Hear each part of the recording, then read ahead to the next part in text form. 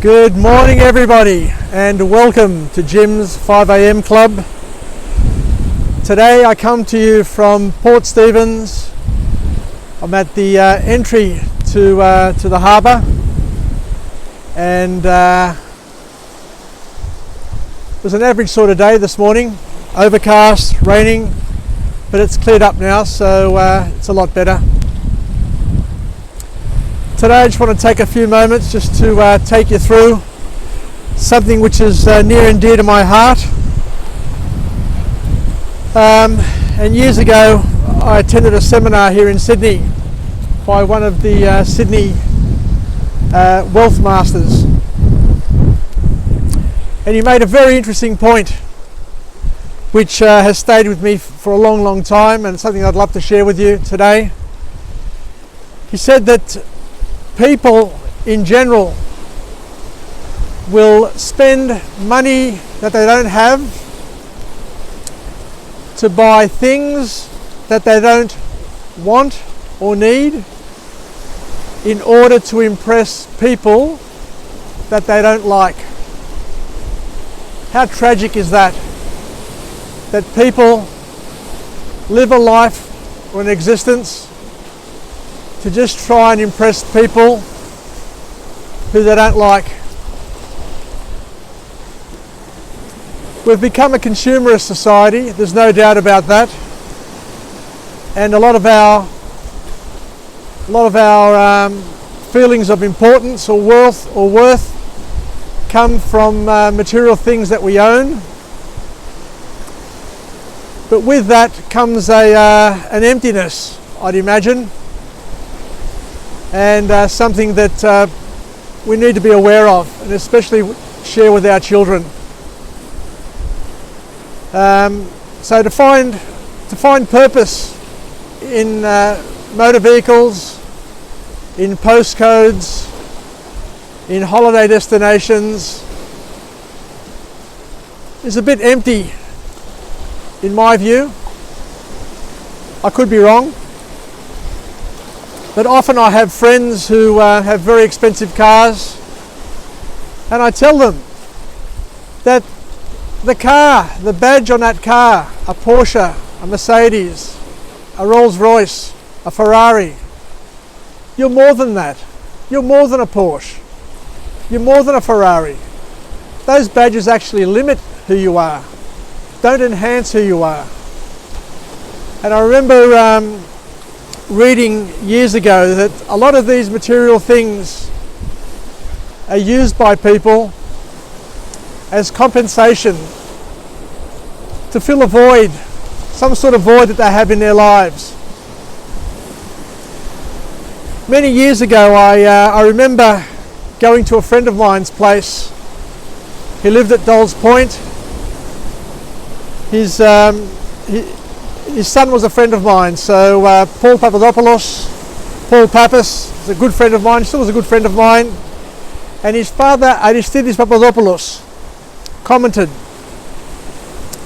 because back then I was driving my father's very expensive top-of-the-line Mercedes, a 450 SEL, back in the early 80s, and he says, Δημήτρη μου, το παν είναι να έχεις ένα αυτοκίνητο που εσύ το κομμαντάρεις, όχι ένα αυτοκίνητο που κομμαντάρει εσένα.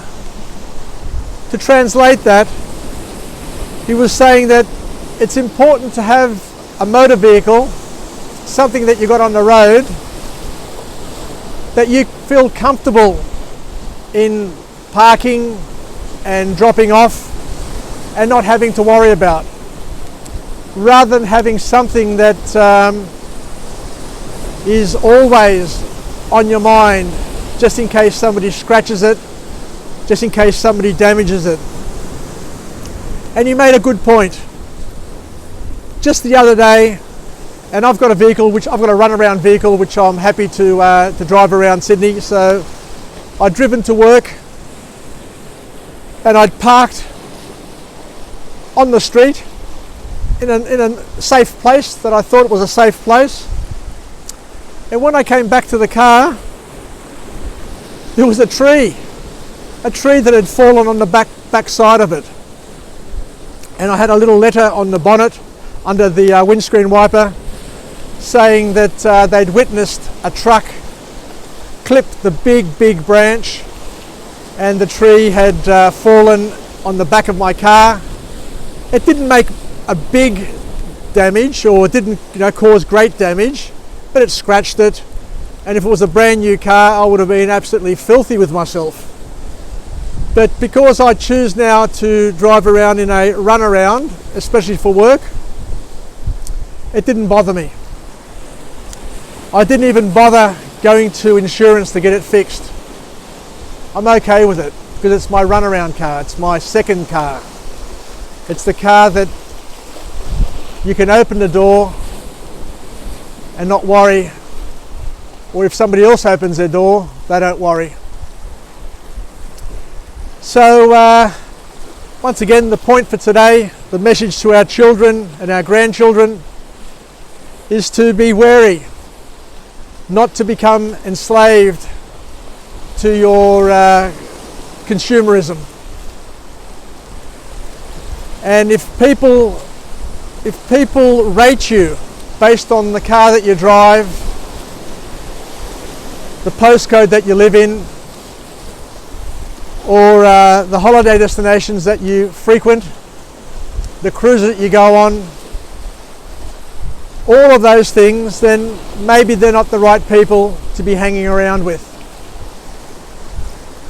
Each of us have a different path in life. Each of us have a life to live and to feel fulfilled. For some, it means material things. For others, it's relationships and experiences. But there must be a balance. We must all find a balance in our life. My Uncle George Gikas, was a very, very smart man and a very wealthy man. He was comfortable driving Rolls Royces, Ferraris, and also comfortable driving a little four-wheel drive or an old motorcycle. He would always indicate that, James, money isn't everything, and money won't buy you happiness. He was very, very particular about this. He says, James, money won't buy you happiness. But by the same token, he also said, if you don't have money, you may also be miserable. So it's good to have a balance, to have enough money to live comfortably, to do the things that you enjoy, but not to have the consumerist thirst to spend more than what you earn.